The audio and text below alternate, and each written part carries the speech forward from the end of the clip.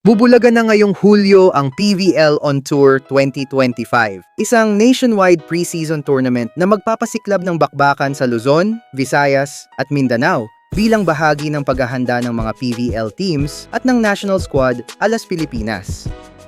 Sa mismong pagbubukas ng tour sa June 22, inaasahan agad ang matinding sagupaan sa pagitan ng Capital One Solar Spikers at ng Creamline Cool Smashers sa 6:30 PM main event sa Vigan.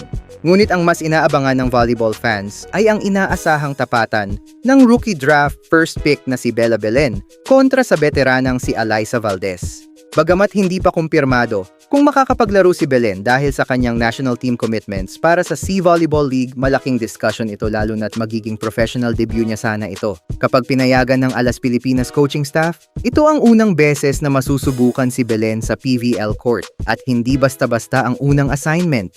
Defending champion caliber team na Creamline. Kung sakaling maglaro si Belen, magiging isang instant test of composure and skill ito.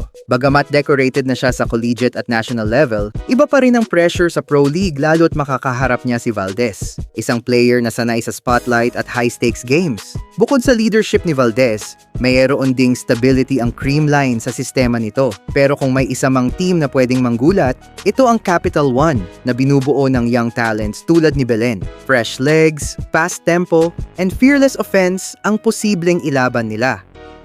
Sa kabuuan, 12 teams ang kasali sa PVL Tour. Ayon kay PVL President Ricky Palou, gaganapin ito mula June hanggang September.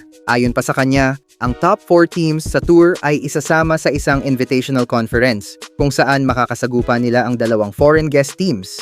Unang araw pa lang, bigat na agad ng mga matchups. At kung mangyayari nga ang Belen versus Valdez showdown, history agad ito sa unang hakbang ng PVL On Tour 2025.